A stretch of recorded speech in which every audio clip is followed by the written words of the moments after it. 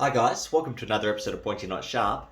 Today we're taking yet another look at British P1907s. So more specifically, P1907s as used by England throughout the UK throughout the First World War and slightly beyond. I've already made a video about these still with the hook quillins intact. So for the purpose of this video, this is sort of going to be from when the hook quillins were removed and onwards. P1907s are an absolutely massive topic, and even across the three or four videos I've made already, and this one, I'm only touching the surface. There's still so much more, especially for the more serious collectors. That said though, this video is really aimed at the collector is trying to identify what they might have because there are so many different kinds. Anyway, I'll jump into it. So as we all know, these are made for the SMLE, being the number 1 Mark III rifle. And they were made by a number of different manufacturers. And I've got 3 of the different manufacturers here being Enfield, Vickers and Wilkinson. But the Royal Small Arms Factory in Enfield, they were the first manufacturer, and they made about 500,000. It's not clear the exact number, but I've got Enfield just here. As you might be able to see, if I can get, there we go, EFD, Enfield. And they made them from 1908 through to 1915. In 1915, they moved production over to Sanderson and Sheffield, or Sanderson and Newbold, whatever you want to call them. And they made a few more there. Now, that was 500,000. There was another 2.36 million made by Wilkinson Sword Company. That's what I've got just here. This is actually one of my favourites. It's in amazingly good condition. I've still got the health strap on the frog there. And as you can see, very, very rough down there. I'll go into that, why that's so rough, but Wilkinson. And they made more than anyone else.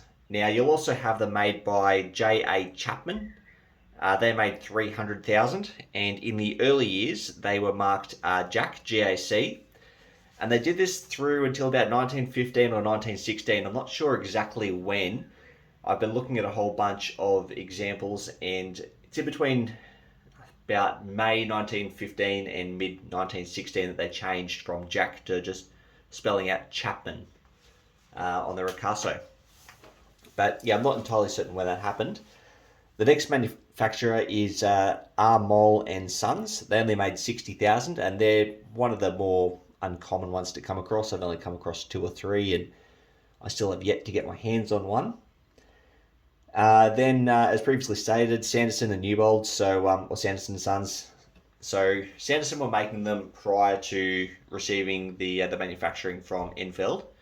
But when they started receiving the manufacturing from Enfield, that's when they really started ramping up production in a big way. It was actually expressed that they were something of a failure.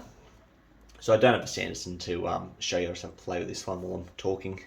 But yeah, so Sanderson were deemed to be something of a failure. However, it's not actually written anywhere why. So the quality doesn't seem to be an issue, so I imagine it would be an issue in the number manufactured being 1.6 million, considering they received all their tooling and manufacturing from Enfield.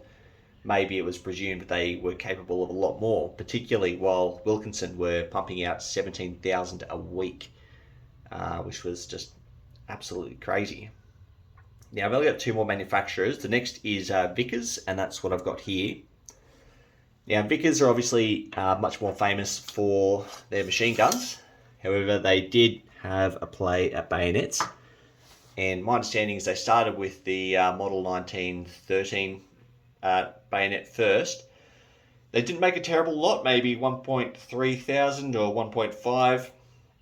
And they were deemed to be a little bit of a failure. They were always coming in late.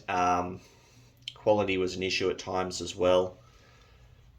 But there we go, Vickers. So that's what you'll find in the Ricasso, and date just above it. And there is one other key interesting thing to note about this, but I'll bring that up in just a minute.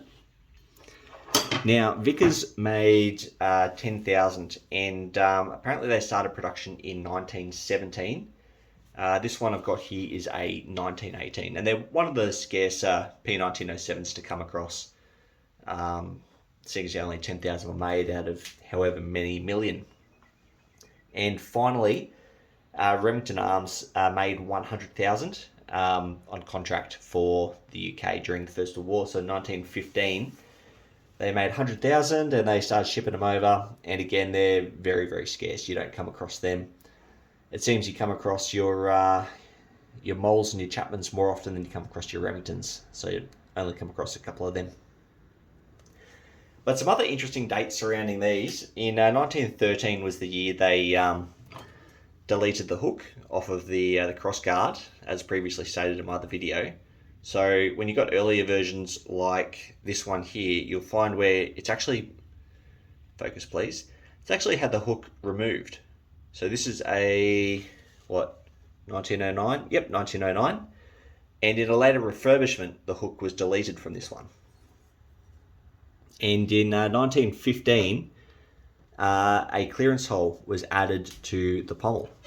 So here we have a 1909, no clearance hole. And then a 1918, clearance hole is added here. So this was added in 1915, and it was designed to essentially help clean the mortise, get dirt and grime and grease and whatever's stuck in there out, to help with fitting to a rifle and to help with cleaning. Now, most of the bayonets have a small clearance hole like this. However, Vickers, this is another thing that Vickers did a little bit differently, have a very large clearance hole. As you can see here, I'll bring the other one up next to it actually so you can have a look. Side by side's a better idea. There you go. You might not be able to tell, but it is a bit bigger, a couple mil bigger. Pop those down. Now, a couple other interesting things I've got here. My Wilkinson here, I absolutely love it. The condition's great. When I got it, it was packed in Cosmoline, so it's just fantastic. But quite a few of the Wilkinsons, underneath the Wilkinson, will have the words Paul Moore, and you can see here it's been scratched off. Now, I think it's May 1916 is about the earliest example we've come across with that Paul Moore. Prior to that, it just said Wilkinson. And it's believed that Paul Moore was stamped on the blade because Paul Moore was where Wilkinson had their gentleman's shop for gentlemen's swords and arms and bayonets and all bits and pieces.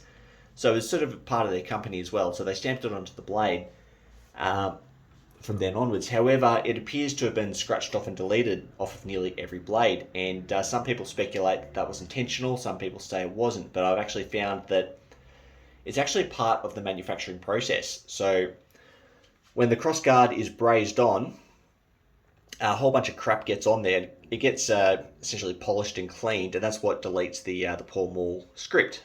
And that's what's happened here. And you don't just see that here. You also see that with a couple of the other bayonets where they're not the Vickers. Yeah, the Enfield's got it a little bit, but not nearly as pronounced. Sorry, I'm bumping the camera there. Down the base there. So you come across that. That's what that is. I didn't know for years. I only found out not too long ago. Now, you might also notice I've got 3 Scabbards here, but only one has black paint on it. The reason for that, if you find black paint on a British P1907 Scabbard, it will have been used by the Home Guard during the Second World War. They painted all of their gear black. So all of your anti-aircraft batteries and things like that, the Home Guard used in the UK, yeah, painted a lot of their gear black. It was just what they did. So that's a pretty cool little bayonet there. Unfortunately, I'm going to be selling this one soon. I don't want to, but I just bought a new one. It's also a Wilkinson from 1918, and it's slightly cooler because it's got New Zealand markings on it. It's got the NZ on the pommel and New Zealand serial number of the crossguard. And being a born Kiwi myself, I have to have it, and I can't justify having 2. I'd much rather get rid of this one and free up the space in my collection for something else I really want to. Now, we might jump into some of the markings you'll come across on these quickly, because there are a lot. So I've gone through the manufacturer's markings. Find a good example. That one's pretty worn. This one's not too bad. So you'll have your property marks and royal ciphers and patterns. So if I can get it focused, there we go. We've got the crown and the GR for George's Rex. There's a whole bunch of different royal ciphers depending on which monarch was in place at the time. Underneath that we have the 1907, which is the model. Underneath that we have the 5 on the left and the 18 on the right, indicating it was manufactured in May, being the 5th month of 1918, 18 being 1918. And below that we have our manufacturer, Wilkinson. And you'll always find that on one side of the ricasso. And then on the reverse, you'll pretty much always have this. So at the top, you'll have a broad arrow for a government acceptance mark. You'll have a couple of inspection marks, like what we have here with little crown, P6, which would probably be the individual inspector, and E for Enfield. And the X represents the bend test, and that's passed its bend test. So they stick it in a machine and they bend it to a certain point. If it doesn't snap, hey, pass. You'll also get a lot of additional markings on here, sometimes being refurbishment marks, rework marks, and you'll have dates to go with them. Occasionally you come across one of these and it'll have 6 or 7 dates and God knows how many inspection marks on there, and that's just one that stayed in service and had all those additional inspection marks put on throughout the years. There's a lot of other different kinds of markings you can come across on these. What's a good example? This one here is a great example. So down here we've got our sold out of service mark, which is 2 broad arrows kissing. Then we also have a importation mark. This one is Australia, because this was actually in service here in Australia before it was sold to the States. And when it was imported to the US, they put Australia in there, being country of origin, even though it's technically not. I guess it came from the UK. Some other markings you'll come across. What else? Yeah, serial numbers. Some countries put serial numbers on them. I'll jump into property marks for all the various different countries, actually. So, Canada will generally have a C with a broad arrow down here on the pommel. New Zealand will have an NZ on the pommel and a serial number on the crossguard. Australia, oh god, so many. You can have a D, broad arrow D, a D with a broad arrow in the middle, maybe just a D. All kinds of different things, and you'll also have military district numbers like I've got just here, although it's worn off. This one was 2nd MD, 2nd Military District for the state of New South Wales. Each military district is a different state within Australia. And then South African markings, you'll have U with a broad arrow in it, or SA for South Africa, or even SAP for South African Police. But those are generally the markings you'll come across on these. But you'll also get unit markings as well, actually. You'll find them on the pommels as well as random serial numbers and rack numbers and all kinds of things. But there are so many different markings you can come across on these. Like there's been entire books written about, just that subject, just different markings you can expect to find on these, like The Broad Arrow by Ian Scannison, or a fantastic website is Old Military Markings. That's got a pretty comprehensive list, but nowhere near complete because there's just so many different markings you can come across on these. You'll also find markings along the spines of the tang and the base. Find markings all over the place. And then you also get these P1907s have been adopted by some countries like, say, India, where they shorten them down into a different pattern of bayonet and restamp the ricasso again. And you also get these cut down into fighting knives. And that's only the bayonets. That's not even touching on the scabbards. There are 2 different types of scabbards, and God knows how many frogs. But the early Mark I scabbards are leather all the way down, and chape or locket, I always get them mixed up. This metal part down the bottom is covered in leather with a tiny little bit of metal sticking out from underneath. That's a Mark I. And this is your typical Mark II with both a metal locket and chape. The frog studs have changed, so there's a whole bunch of different kinds. I only have the one kind here. So the big round one, there's also a little round one and a teardrop. I do have a teardrop somewhere. I don't know why I didn't bring it out for this. And with Scabbards, you'll find manufacturer's markings just below this staple, and usually just above this staple here. This one says MA, which is an abbreviation for Lithgow. So this is an Australian-made one for World War II. So it's not matching for this bayonet, but yeah, whatever. The Vickers one here has some slightly different markings. I'm not entirely certain what they mean. There are a whole bunch of random ass markings out there. A whole bunch were made in the States as well for the UK during the First World War. So you can come across all kinds of different markings. Remington's pretty common as well. And yeah, that's Scabbards. You'll also find information or markings on the throats of Scabbards. Really? Nothing on this one? Okay. What about this one? Nothing. Oh. I've got so many P1907s. I've got like 8 of them that I've got here, and I picked the 3 that don't have any markings on the throats.